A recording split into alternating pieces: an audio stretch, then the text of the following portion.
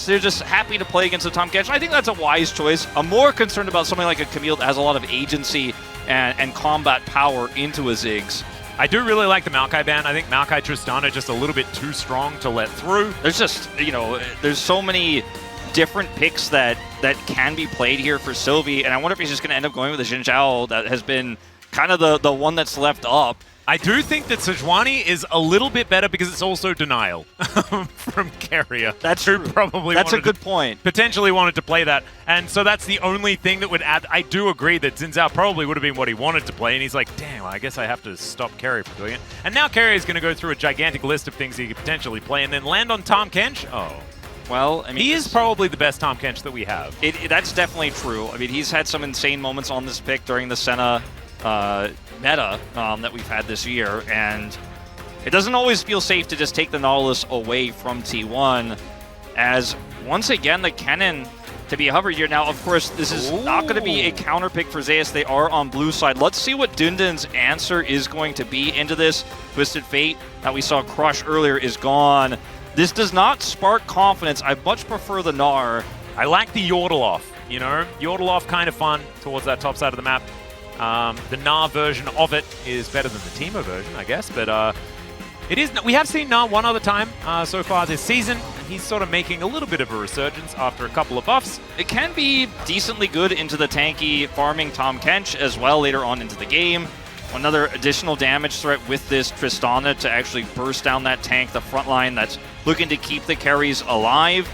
But I gotta say, I feel like the ease of execution for NONGSHIM just isn't there. I feel like this comp is quite complex to play out because you're once again Tristana Ziggs, so you have some burn damage in the longer fight. You can take out structures very quickly, but that's if you get control. You don't get control against T1 unless you play out a flawless early game. They should be able to get some power in that lane down there, but I really worry about what Owner is going to be able to get. NONGSHIM here as they try to take down T1 here in game 1.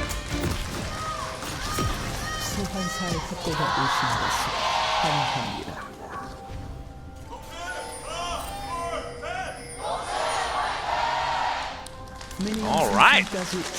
NONGSHIM fans, actually, I think, almost evening out the chance here in LoL Park. A very difficult task up against the incredible amount of noise that is made by the T1 fans. Definitely very, very good here for NONGSHIM. So we'll see whether they are going to be able to translate that to some success on the Rift. A difficult one, but not impossible, Wolf. I think that this is like as good a draft as any.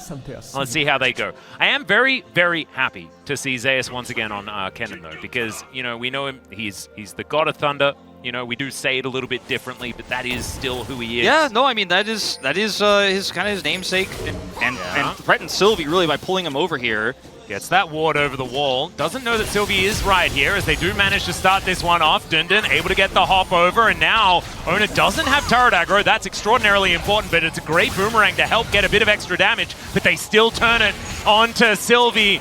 Shuriken lands, but Dundun, enough distance has been gained. So Zeus is up on experience. He's going to have ult advantage before Dundun hits 6, and with flashes for both the jungler and top laner down, it's a really easy play to make. There's no getting away from that slicing Maelstrom.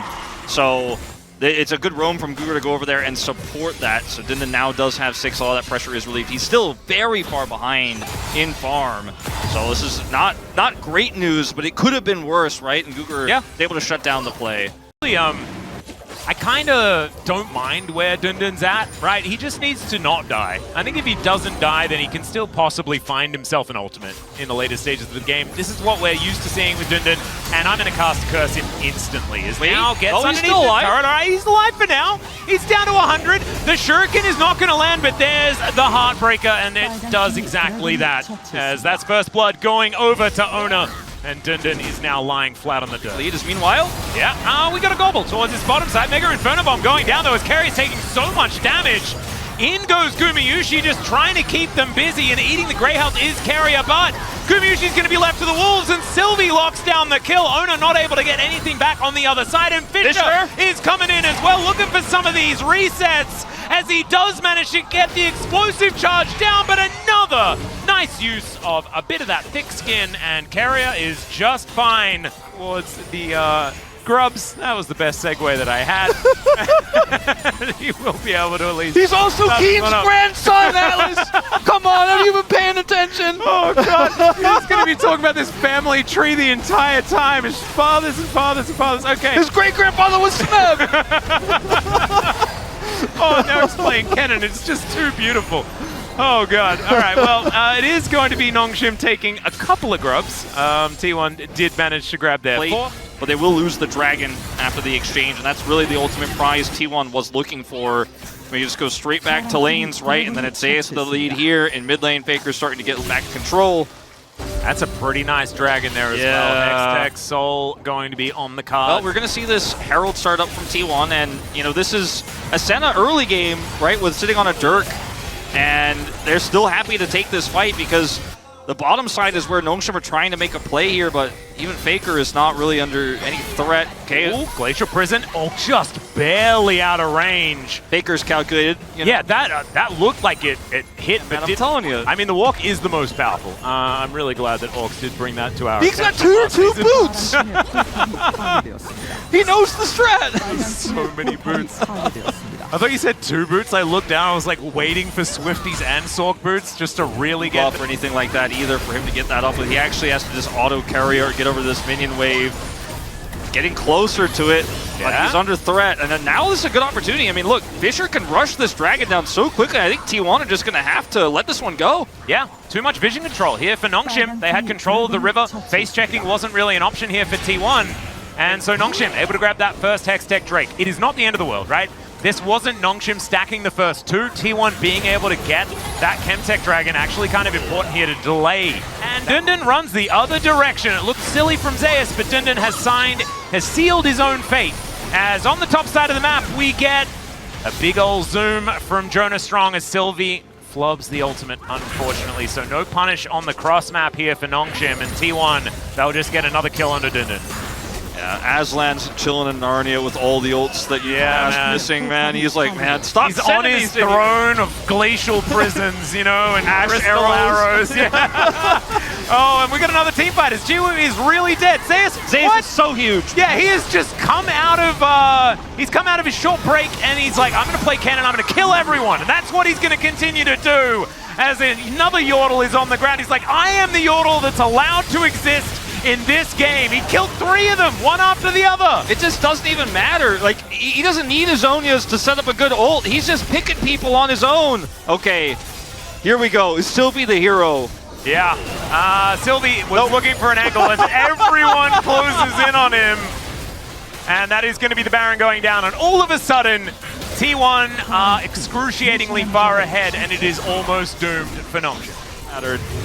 Now finally they will get that mid turret as owner. Will he get punished for it? There's no one near Sylvie, but there's a Ziggs ult. Okay, Dundun teleports in. Yeah, Dundun does have a decent Nabar as well as he's about to hit Mega Gnar. There's the flash. No! Another miss, unfortunately, as Owner is in the mist heading towards that top side. Fisher, maybe you can... No, it's a bit too far away as... cue the music as they got him right. Down Permafrost, that one's targeted, baby. No! Never mind, it doesn't matter. No! Into the mist. No! The Gnar goes completely the wrong direction, and I'm so sorry. I get up and walk off the stage if that's me. I wanted to, man. I'm not gonna lie. I was flipping my microphone. I mean, Owner played it well, but like they should not have gotten out. Oh, we needed to cue the trumpets. The yakety sax wasn't there, but it needed to be. Oh, God. Oh, no. In NONGSHIM's defense, I mean, the last play was probably worse. Like, that was probably the game over moment, right? Yeah, but this one was more painful. To the LEC production. Things have gotten too silly over here. All right, so, well, I mean, T1 are just grouping and taking turrets off the map. We haven't been... As there is, unfortunately, another dead Dundun carrier with a beautifully placed Abyssal Dive. Doesn't sound like that. I don't know. He just croons and stuff. As... All right, Mega Inferno Bomb coming down.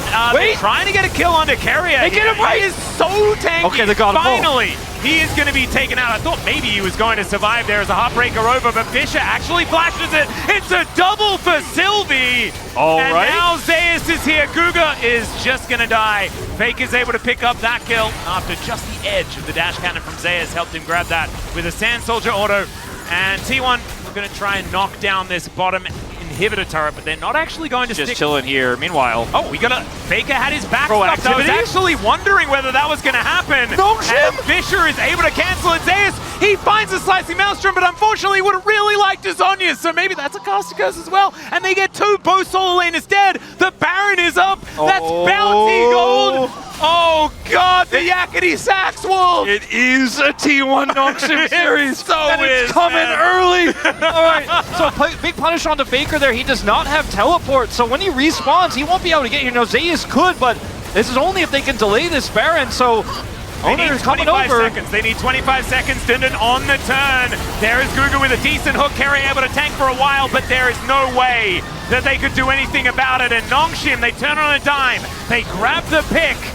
There's 12 seconds on Zeus. It's down to 50% health, but with Jiwoo and Fisher, this is not long for the world. The Baron will be taken 1 apiece, and NONGSHIM on their march for the comeback. All right, there's a lot of vision that needs to be cleared here. NONGSHIM can get a big push, but they have to be wary now of that teleporting cannon because he didn't use the T for a second. And then instantly builds an arm guard as well, I'll have you know. Yeah, he's like, all right, well, maybe this is now we need to play a little bit more respectful, but they're going to get soul point off of this. They have the Baron buff.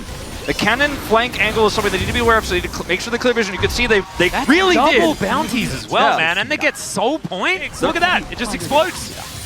Zeus, he's another, yordle towards the top side. He does a fair bit of damage to this turret. Dundon is 100% untiltable. We were almost tilted off the broadcast, and we're not even playing the game.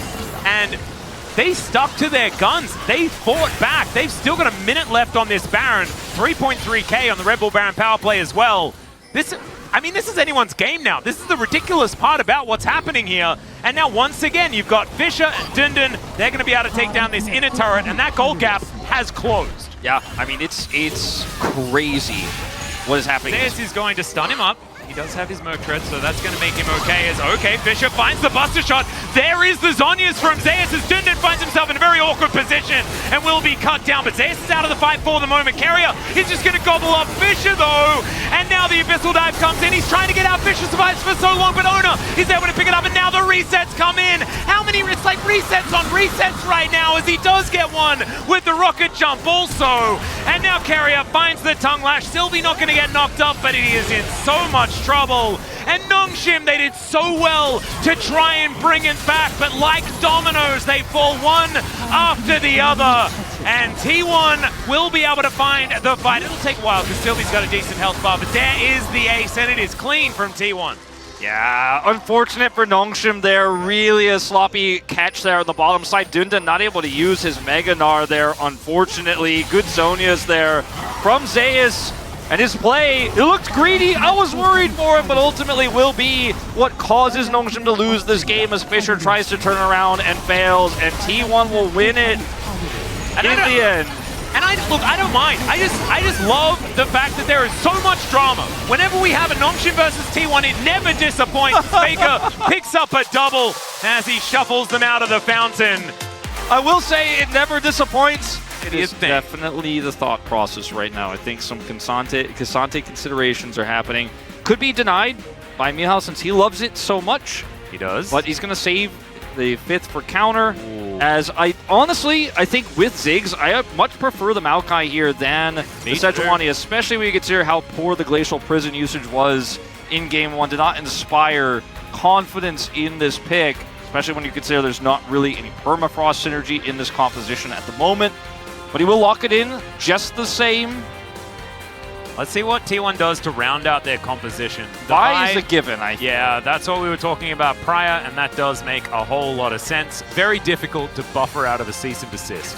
But that is the Cassante picked up by Zeus, just denying Mihail's favorite champion. And a Graves Hover, at least for the moment, was something that Owner was playing a heck of a lot of, and flexing it with Canna when he debuted on T1. Hovering Karthus for the minute, but I don't know whether Karthus Azir is the way. And like you say, the Vi obviously has to be Vi. Karthus doesn't make as much sense in this draft. And it doesn't follow up, doesn't link CC together as well. Aatrox, now that's a callback. That is not what I expected. but there's not really much range top lane options left to try to deal with this K'Sante in lane. The Gnar is still available and could have been played here, and they could have run back the draft, right, completely.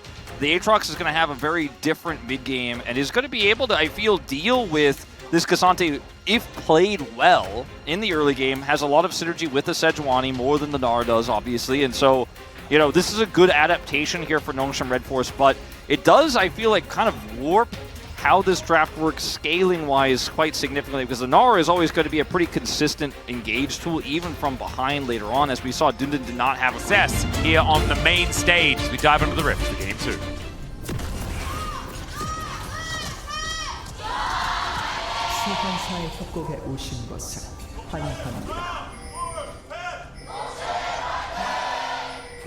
All right, here we are, ladies and gentlemen, on the Rift. Game number 2, as we do have Ona scuttling up against Sylvie as Faker in position. Once again on the Azir, not mixing it up too much, and still base skin. A lot of skin swaps coming through for NONGSHIM, though, trying to change the air, you know, a different vibe coming on in. And I think that if you're not going to change the champion, just changing up the skin choice, it's a great way of doing it.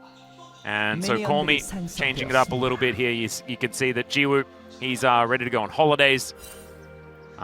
Definitely, like, Pool Party Ziggs is one of the better Pool Party skins, in my opinion. I feel like Guma definitely learned the patrol key from Innovation, his older brother. This is a possibility, as Permafrost up and available as well. Going to be starting it off with Sylvie tanking. There's the flash and first blood with an aftershock. You love to see it. It's pretty cute. As now, Ona looking for a potential 1v2, but by that I mean looking for a way out of people in this area. But you can see Call Me a little bit later on the rotation over with Faker Baker. Gets here first. Baker having 6. I just don't know if you really want to try to force this, NONGSHIM. The Emperor's Divide can be fight-changing. Oh, Hook is going to connect, but it is on to Zeus. Call Me now waiting for his opportunity. He just dives on in. Emperor's Divide pushes him out immediately and all out. He's going to get rid of the Tristana. Gumayushi's already taken down Sylvie as well, as it's an absolute disaster here. Ona also tanking forever. Finally, he falls down, but Guga has to overextend in order to get it, and it's a double kill for the K'Sante. It looked pretty good for a few moments, and then it was all over for NONGSHIM. The problem is, no matter what engage you end up getting in that scenario, Faker says no. And that's the problem with engaging into the Azir. One of the reasons why Azir is so meta and has been for basically forever. Pushes well, he does a lot of damage, he scales well. But those first fights on Herald, in this case Grubs, he is going to be so incredibly strong there, and you have to follow up on a hook, and that puts you in harm's way. Well, speaking of harm's way, Call Me going to have to get out of here, and does so. That explosive charge ignorable here by Faker, and he does so, as he does get another shove out on this wave. And I can respect the concept of this, obviously, considering that it is that early Aatrox power. He doesn't have a ton of items just yet, so he's not that strong, but he is going to be good in those types of skirmishes. The itemization. Nah, there's a few of them. There's that cool one that's kind of him win. Yeah. As they say, don't hate the player, hate the game. But actually, the game's pretty good. Yeah, I think it's fine. Freak's doing all right. And I'm neither here nor there when it comes to the Fearless draft. You know, I kind of wanted to have that conversation. Maybe we'll save it for the POG stage. Oh, Maybe we'll have a big discussion on it. You know how I feel. I know, change, Wolf. I imagine you love Fearless draft and just want it in the LCK tomorrow, right? The way I feel about Fearless Draft, the TLDR, is we already played it in the LPL, so like Fearless rules, you can't play it in the other regions now. It's done. You put Fearless in LPL, and now you can't play Fearless in LCK. That's the Fearless rules. Is that why everyone has different takes on how Fearless works? Because you have to have different rules in every region? Oh, God, I didn't know that was the way. Oh, man, I hope we get some cool rules. Yeah, in the LCK, you only do it for CL. Yeah. Narrowly avoided by Faker with the Blast Cone. Can't avoid that one, though, as he does flash to get himself to relative safety. Mihail with a nice flash Q, but that's about all he really got out of it. Dawning Shadow comes in, decent little hook. Mihail stays alive for quite a while, and Sylvie gets over the wall. Ona will go down, but it's another double for the K'Sante, and they just took too long. And Zeus is going to be able to cut them down. Carrier finds the knock-up onto Sylvie as well, who's on the wrong side of the rift here, and he just gets searingly charged. What does that mean? What Zeus? just show them that clip of what Zeus did in that fight. Check on him. He's just covered in prisons now. There's so many of them. unfortunately for Sylvie. Not able to find that one. Hook is going to connect here from Guga, though, as Carrier in position. And Guga immediately feels a little bit uncomfortable about the decision he just made. Punished immediately. Faker able to grab that kill. And NONGSHIM now find themselves without a support. And it's kind of crumbling. It's kind of falling apart. And it's feeling like T1 just has NONGSHIM exactly where they want them. It really does. And it's a comp that scales incredibly well, but the Cassante is just so large already. Like, he went from components to a big fist and some really spiky armor very quickly. Yeah. He's so incredibly tanky now and so sticky as well that you just can't break through him. I mean, a Kraken Slayer only Tristana is going to take a long time to actually get through that, and the Profane Hydra Aatrox, he's going to hurt himself more than he's going to hurt the Cassante trying to swing that thing around. So it feels real bad, doesn't it? You see, pretty close. Feeling like it's getting there. I also think that T1 upgraded their draft as well with this one as Cease and Desist comes in. Mihail is going to get all-outed and destroyed. The Mega Inferno Bomb just not as mega as it has been in other games in the past. And T1 looking for an inner turret here as well. They've got a cannon minion. They will be able to cut this one down. Oh dear. This is getting into shellacking territory as we crest the 18-minute mark. Baron not even on the map yet, and it's a 6,000 gold lead for T1. Yeah, we're going to have a look at this gold gap, and it's only, the damage gap is only 1,000. So there's that. It's 3,000 on the gold, though. So Zeus is like, all right, after game one, where I had my jungler just completely camp and get a huge lead, I'm going to show you I could do it on my own in game two. Faker, whoa, going to be all right. That water balloon did some crazy stuff, man. That was like the wanted water balloon. Yeah, that's like the moment where, you know... Okay, hold on. All right, Sylvie.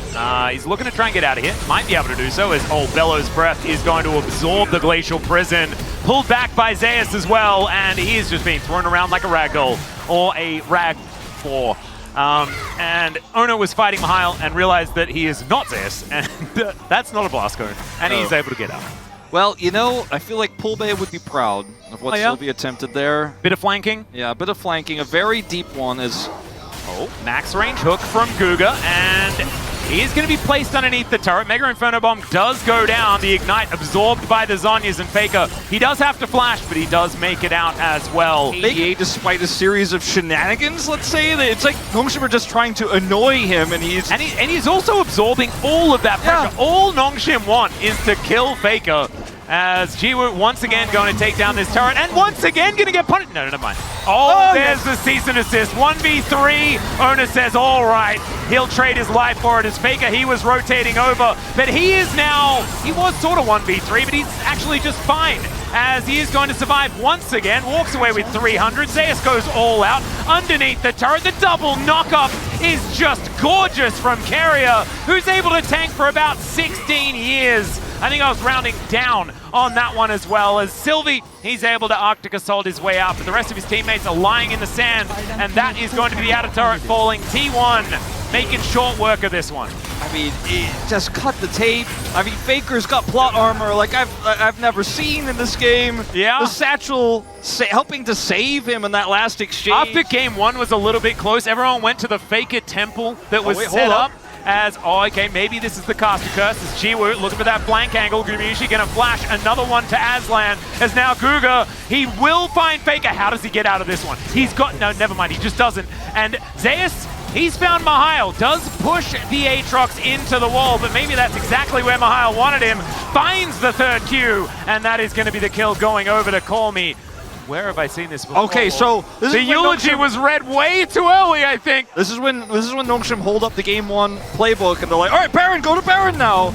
As Cougar's gonna buy time. He is definitely doing that. The Ram comes out, nice buffer on the dredge line. As we can see, he is buying time because the Baron currently going down right now. T1 taking their frustrations out on the Nautilus. Final punch does come on through. Looking forward to Arcane 6 as well. The Rift Herald is going to do some scouting, and he gets the information that the Baron does go down. Wait, how many laps? And Guma's like, well, now it's time to take the inner turret, and he's not going to be able to get there. Runs out of time on that one. I wanted to see a second lap. Yeah, that would have been pretty cool. Could have made a Mario Kart circuit. Well, they do end up getting the Baron ult if he gets caught by Sylvie's ult. You know, it might be the first time this series, but it could be enough to stop the jungler and take this dragon. He does wrap completely around now. Yeah, Mihail on that flank angle as well. He can get into that pit with the Umbral Dash if he would like to, as Sylvie is looking to try and make sure he's there to contest this smite. Zeus. I think they want a team fight. I don't think they want to go for, let's just take the dragon and get out. I think it's just trying to find that ultimate angle. Pope needs to hit for Ziggs. He's got 800 damage. This fight needs more. Oh, Sylvie with the steal, so we even out the dragons. Okay, T1 just walk away from this one, and there's no consolation mid-turret to take. They're just going to try to push up into the mid lane, but NONGSHIM will be able to get these backs off. I don't think they get the inhibitor turret here. They just get a push in, so T1 really gaining nothing. As they're doing Baron. It's a T1 moment here. Rotation coming up. It's going down extraordinarily quickly. The teleport in from Mihail will get him into the fight as Mega Inferno Bomb to at least lower the health bars somewhat. And Zeus maybe caught out of position. Well, he's Casante, so never mind. And T1, they move back towards the Baron. It's secured by Ona. The double knockup comes in from the Call of the Forge God, and now they throw the kitchen sink at them. Call Me to be taken down so low as Zeus gets into the fight in the nick of time, and Carrier somehow survives as well. Faker is able to take down yet another one, and he's able to kite them out as well. And Jiwoo, once again, the last man standing. Game 1, Game 2. Is there a difference, Wolf? It's another team fight for T1. It's Jiwoo who dies to go for the kill. He's the one who's got the burst. And now you have no sustained damage, no way to clean up. And Guma's going in. Yeah, he's looking for it. Oh man, even the Piercing Darkness doing so much. Faker just slides on in to help him lock that one down. T1, they secure the delayed ace, and they will be able to take at least this inhibitor turret. We'll see whether they can actually do more here, as the top lane also being attacked. As Zeus pushes that minion wave in. They get the snare very nicely onto Sylvie to make sure that they can at least secure that turret. But the game will continue for now. Up their arms. Oh, wow, okay. Bye-bye. Well, Call Me he had some health before. It's definitely gone now. Nice Call of the Forge God comes on through. And Mihail not even going to be able to get into this fight as the Dawning Shadow comes down. Guma's like, I'm a carry now, guys. And he's going to be able to take him down yet again. Faker is there, picks up the kill. The flash forward as Guma just wants to take this game. He's done. He just wants to go home. That is going to be the bottom inhibitor going down, and Ona, he's walking straight towards these Nexus turrets. Never you mind. They're not going to waste their time with those turrets. This game is over. T1 pick up the 2-0. It wasn't necessarily clean, but in the end, I don't think there's any disputing who the better team on the day was. No, I don't think so. And